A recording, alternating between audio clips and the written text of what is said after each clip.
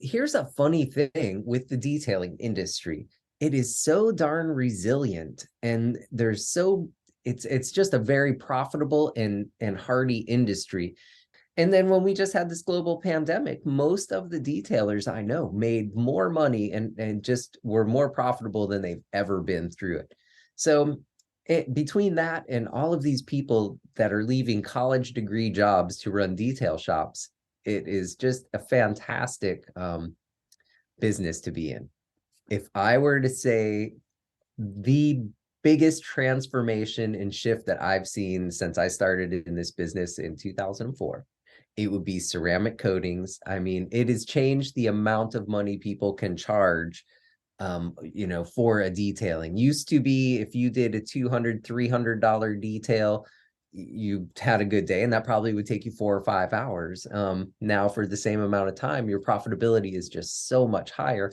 But the product that the customer is getting, the end customer, is just a much better product too, much longer lasting.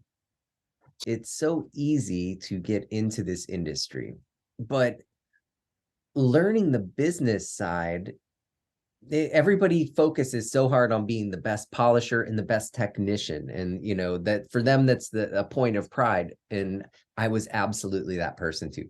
So my two pieces of advice would be to start focusing on the business side of your business, and find a company to sync up with and really kind of squeeze all the juice out of that lemon business side. And I think a lot of people, when they go into a coaching situation, think that they're going to be given all of the answers or a complete roadmap. And that's really never going to be the case. You are only given kind of an outline, and you can bounce stuff off of people, but you have to do all of the legwork yourself.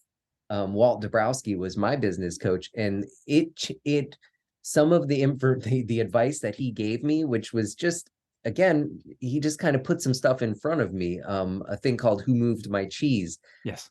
Yeah. And he also, between that, just telling me to watch that little video and telling me to not think of where I was as the be all end all, but a stepping stone in the path of my career. Those two little pieces of advice, I'm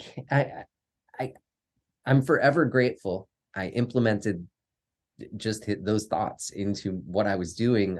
It changed everything. A calmness came over me. I was able to make decisions and move forward, and that's what got me to where I am. Most people who have found big success have also failed and got up and dusted themselves off and kept marching forward too. Yeah, absolutely right.